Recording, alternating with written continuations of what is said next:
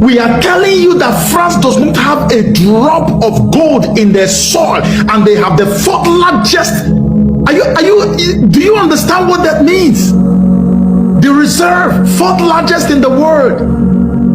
You see nations in Europe that don't have anything, but you go and see how much they have. It's beyond, it boggles the mind. But the nations that produce and milk, they have nothing.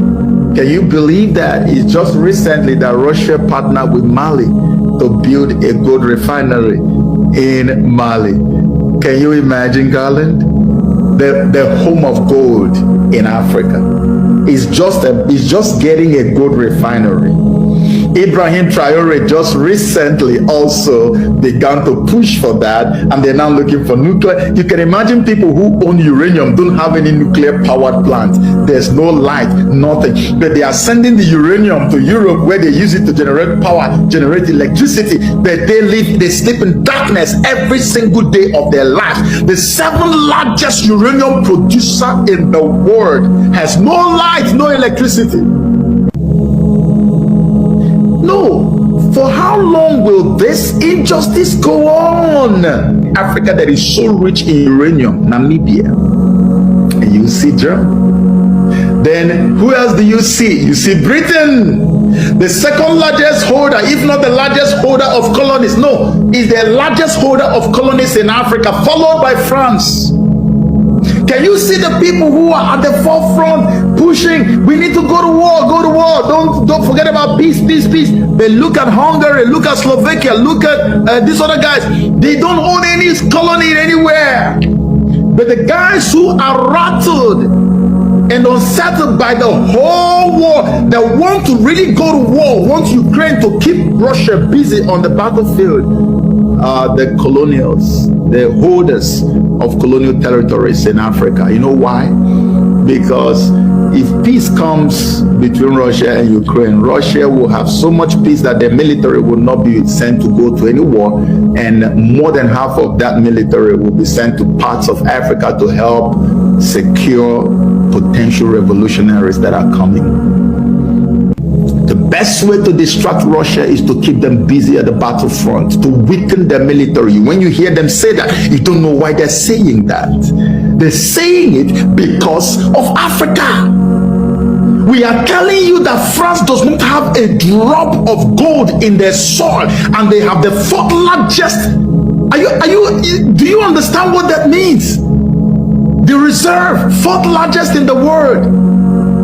You see nations in Europe that don't have anything, but you go and see how much they have. It's beyond, it boggles the mind. So Russia has now been pushed to the wall, and the only way they are fighting back is by helping Africa to break loose from the colonial enslavement, which is a way to let me tell you, if you kill 10,000 French soldiers, say for instance they send 10,000 French soldiers to Ukraine and Russians kill them, if you destroy all the armaments on the battlefield, it is not anywhere close to taking one nation in Africa away from France.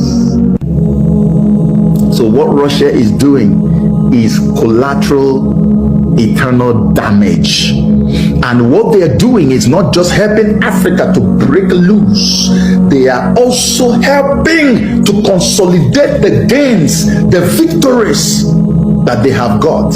That's why you look at what is happening. The moment these nations are broken away from France, immediately they move at lightning speed. Oh, get your soldiers out of here. IMF, get out. World Bank, get out. Your radio stations, get out. You don't want anybody propagandizing our people. You get out, you get out, get out, get out. And then immediately they consolidate. And once they consolidate, now it becomes permanent.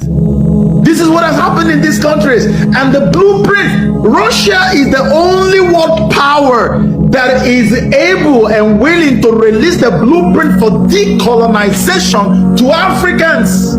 They have different parts, but we have only one that works for us, which is forceful military takeover. Russia is the only one that has the blueprint. If not, how could they have helped with Mali, with Burkina Faso, and with Niger? And all of them are successful, standing today.